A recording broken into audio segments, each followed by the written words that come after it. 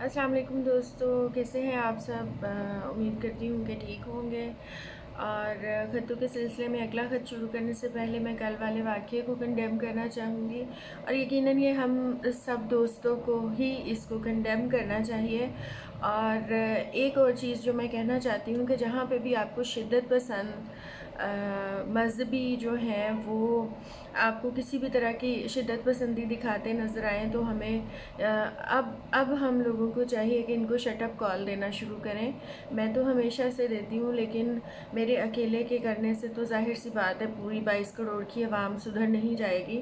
تو جو چند لوگ ہیں یقیناً ان کو کوشش کرنی چاہیے، اور یہاں پر ریاست کو یہ چیز سوچنی چاہیے کہ جس بیج کو اس نے بویا تھا، اس بیج کی جو فصل ہے وہ اب کل انہوں نے اس کا بہت اچھا وہ رزلٹ دیکھ لیا ہے۔ تو ہم لوگ تو شرمندہ ہیں ہی ہیں کہ مطلب ان لوگوں کے سامنے جو کہ دوسرے ملکوں سے یہاں پر نوکریوں کے لیے آتے ہیں، یا ہم بھی اگر دوسرے ملکوں میں نوکریوں کے لیے جاتے ہیں تو اگر ہمارے لوگوں کے ساتھ بھی اسی طرح ہونا شروع ہو جائے تو ہم لوگ کہاں پر کھڑے ہوں گے، یا ہم کس طرح سے ان کو کنڈیم کر سکتے ہیں۔ لہٰذا سب کو اس میں اپنا حصہ ڈالنا چاہیے، ہر باشعور شخص کو اور ہر اس انسان کو جو کسی بھی مذہب کا ماننے والا ہے۔ مذہب کے نام پر لوگوں کی جانیں لینے سے اور مذہب کے نام پر آپ اپنے جو محبتیں جو آپ نے دکھانی ہیں اس کو دکھانے کے طریقے بہت سے اور ہیں۔ اس کا طریقہ صرف یہ نہیں ہے کہ آپ اٹھیں اور کسی بھی انسان کی جان لے لیں اور اس کے ساتھ اس طرح سے ایک جو ہے بہیمانہ سلوک جو آپ نے کل کیا ہے۔ درندے بھی جو ہیں وہ بھی شاید اس طرح سے نہیں کرتے ہوں گے۔ بہرحال میں حالات حاضرہ کے مطابق ایک خط احمد بشیر صاحب کا جو انہوں نے ارشاد احمد حقانی صاحب کو لکھا تھا وہ پڑھنے لگی ہوں۔ امید ہے کہ یہ آپ لوگوں کو سمجھ آ جائے، اور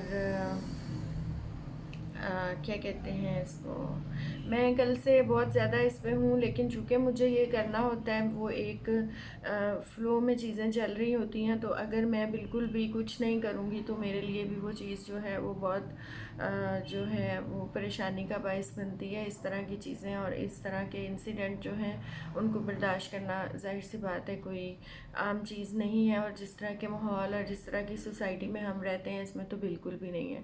تو خط شروع کرتے ہیں۔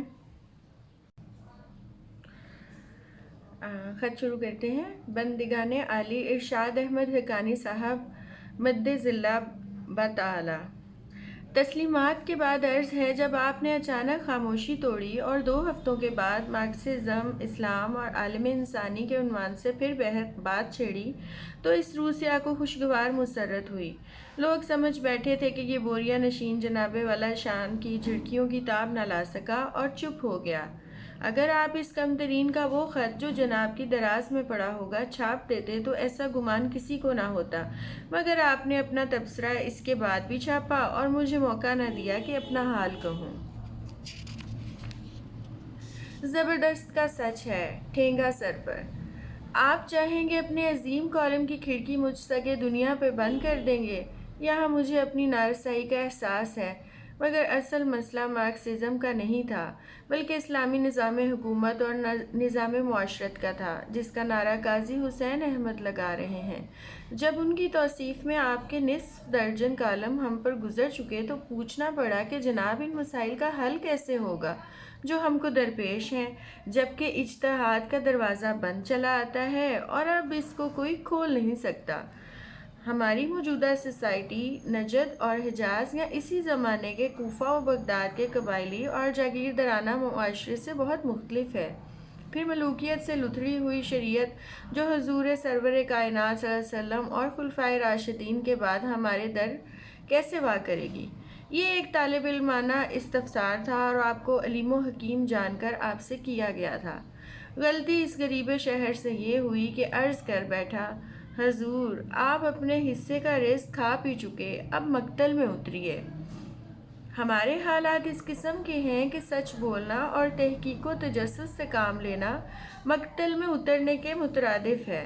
اس سادہ سی درخواست پر جناب سیخ پا ہو گئے اور وہ سوالات جو اٹھائے گئے تھے ان کو ایک طرف رکھ کر اپنی خوشامد کرنے لگ گئے کہ میں نے اگر ضیاء الحق جنیجو بے نظیر بھٹو کے ادوار فاروق لغاری کا نگراں دور، اس میں تو انہوں نے انڈرسکور میں کیا ہوا ہے، اس میں تو جناب براہ راست حکمران وزیر تھے، مقتل کیسا؟ اور نواز شریف کے ادوار کے سرد و گرم اور اکھاڑ پچھاڑ کے باوجود 17 برس تک حرف تمنا کا چراغ روشن رکھا تو میری حکمت تھی۔ یہاں تک تو ٹھیک اور برحق تھا کیونکہ آپ کو اپنی تعریف کرنا زیب دیتا ہے، مگر اس کے ساتھ ہی جناب والا شان اس بوریا نشین پر لعن طعن شروع کر دی کہ تم شمشیر براں بنے پھرتے ہو اور اپنی دلیری پر ناز کرتے ہو، مگر تم اردو اور انگریزی کے تمام بڑے اخبارات سے بار بار نکالے گئے اور کئی کلمی ناموں سے لکھنے پر مجبور ہوئے۔ یہ آپ نے ٹھیک فرمایا۔ مجھ گھامر نے زندگی میں تجربے سے کچھ نہیں سیکھا، کھایا پیا کچھ نہیں، گلاس توڑا 6 آنے کا۔ مگر حضور، یہی تو میری پختگی کردار کا ثبوت ہے۔ میں نے کسی حکومت کے سامنے کبھی سر نہیں جھکایا، جو لکھا اپنے ضمیر کے مطابق لکھا اور جو چاہا ملک کے مظلوموں اور غریبوں کے لیے چاہا۔ یہی تو میری قبر کا کتبہ ہے۔ آپ نے اس قوم پر بڑی عنایت کی کہ حرف تمنا کا چراغ جلتا رکھا، مگر حضور، اس سے تو صرف آپ کا طاقچہ ہی روشن ہوا۔ گلی بازار کھیت کھلیان میں تو جہاں ہم غریب رہتے ہیں، آپ کے دور میں اندھیرا اور بھی گہرا ہو گیا۔ پھر آپ نے رفعت عثمانی اور امیر الاعظم کے تبصرے چھاپے، وہ تو شاگرد پیشہ تھے۔ یارانے گریں شہر شما سنگ ندار، ان کے جواب میں جو کچھ لکھا گیا، اس میں سے صرف اتنا یاد ہے کہ قرارداد مقاصد کے جس شہتیر پر اسلامی نظام کے علمبرداروں نے گھونسلے بنا رکھے ہیں، وہ ذل الہی کے قدیم تصور کا عکس جدید ہے۔ اسی کی روح سے نام نہاد منتخب نمائندگان کو حق دیا گیا ہے کہ وہ اللہ قادر مطلق کو اپنا سلیپنگ پارٹنر بنا لیں تاکہ اپنے بد کرداروں اور بے ایمانیوں کی ذمہ داری اس کی نیابت پر ڈال کر حسب دستور ہادہ و سادہ کے مشاغل میں مصروف رہیں۔ قرارداد مقاصد دراصل شرک ہے، مگر ہمارے علماء کرام اس پر بغلیں بجاتے نہیں تھکتے، کیونکہ ادھر سے ڈوئی حلوے کی انہیں بھی ملتی ہے۔ اسی لیے ان میں سے کسی نے بھی آج تک ہم بھوکھوں ننگوں کا غم نہیں کھایا اور مطالبہ نہیں کیا کہ تقسیم دولت کا نظام بدلا جائے۔ ان کا سارا زور نجی ملکیت کے تقدس پر ہے۔ بھٹو کی تحریک کے زمانے میں 313 علماء کرام نے سوشلزم کے خلاف جو فتویٰ دیا تھا، اس میں نجی ملکیت کو آدھا قرآن کہا گیا تھا۔ کبھی جناب اس پر بھی بولے؟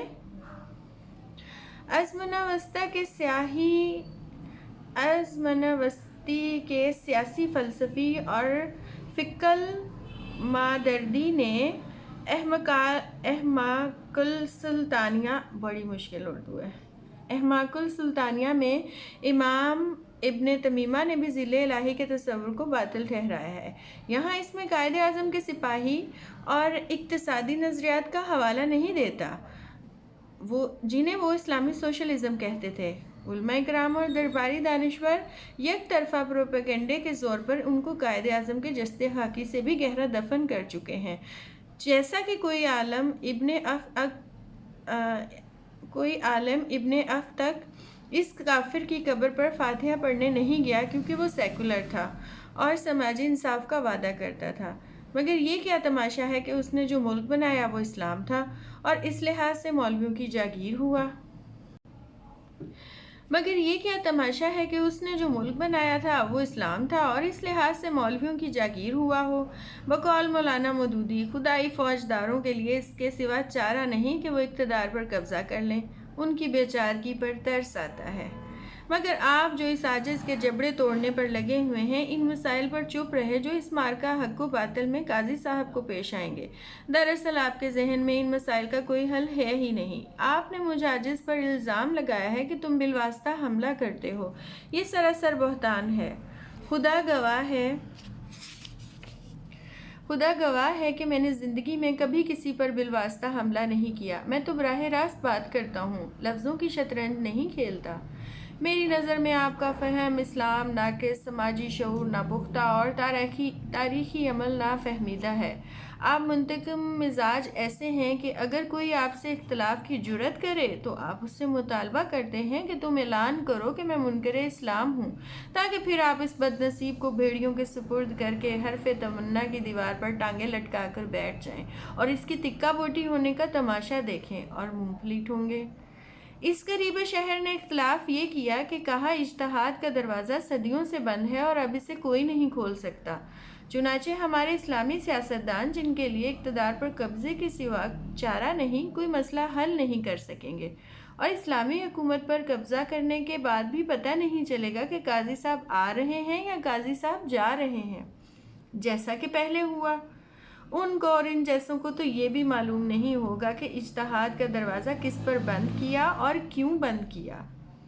یہ معتزلہ کی فکر جدید کو روکنے کے لیے بند کیا گیا تھا۔ ان سے پہلے عربوں اور ایرانیوں پر یونانی فکر کا غلبہ تھا اور اس کی روشنی میں وہ قرآن کی تفسیریں کرتے تھے۔ یونانی فکر کے مطابق کائنات ایک مکمل شدہ اکائی ہے جس میں نمو اور ارتقاء حیات کی کوئی گنجائش نہیں۔ مسلمان فلسفیوں نے قرآن کے معنی پر غور کیا تو ان پر کھلا کہ اللہ نے کائنات کے ہر ایٹم کی فطرت میں نمو اور ارتقاء کی صلاحیت ودیت کر رکھی ہے، جیسا کہ انسانوں میں ڈی این اے کا نقشہ رکھا گیا ہے۔ اس کے اور کائنات کے بارے میں ان کے تصورات بدل گئے اور انہوں نے تجسس اور تحقیق شروع کر دی۔ چنانچہ ساری بنیادی سائنس انہوں نے مرتب کی۔ ان سے غلطی یہ ہوئی کہ انہوں نے ملوکیت کے ادارے کو بھی پوچھنا شروع کر دیا کہ تم کس کھیت کی مولی ہو اور یہ تقدیر کیا چیز ہے۔ مامون الرشید کے زمانے تک تو ان پر خیر گزری، پھر مولوی اور جاگیردار ان کے پیچھے پڑ گئے، انہیں چن چن کر قتل کیا گیا، ان کی کتابیں جلا دی گئیں اور اجتہاد کے تحقیقی فکر جدید کا دروازہ ہمیشہ کے لیے بند کر دیا گیا تاکہ کوئی نیا خیال مسلمانوں کے ذہن میں پیدا نہ ہو سکے۔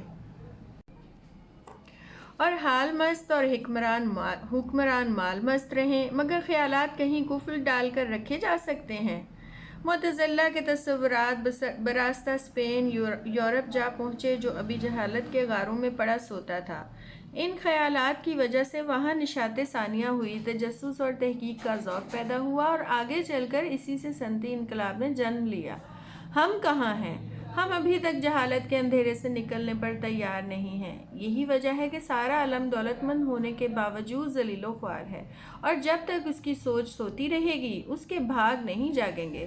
اسلامی نظام آئے یا نہ آئے، علامہ اقبال بھی اجتہاد کے بارے میں پریشان رہے اور انہوں نے اس سلسلے میں مولانا انور شاہ سے مکالمہ بھی کیا، مگر پھر انہیں موت نے مہلت نہ دی اور یوں دل بدست بچگاں افتاد۔ انہوں نے ترکی کے اس اجتہاد کی تعریف کی تھی کہ خلافت ایک فرد کی بجائے پارلیمنٹ کو بھی دی جا سکتی ہے، مگر ابھی تک کچھ بھی ثابت نہ ہوا تھا۔ مجھے تو یہ بھی یاد نہیں کہ یہ اجتہاد اتا ترک کا سیاسی فیصلہ تھا جس پر علماء نے مہر تصدیق ثبت کر کے جان چھڑا لی، یا یہ علماء کرام کا آزاد فیصلہ تھا جس سے مصطفیٰ کمال نے سند لے لی۔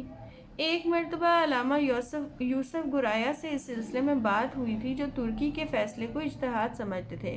عرض کیا کہ جناب، کیا ایسی پارلیمنٹ کو جیسی کہ ہمارے ہاں منتخب ہوا کرتی ہے اجتہاد کا اختیار دیا جا سکتا ہے؟ بولے ہاں یہ تو ہے۔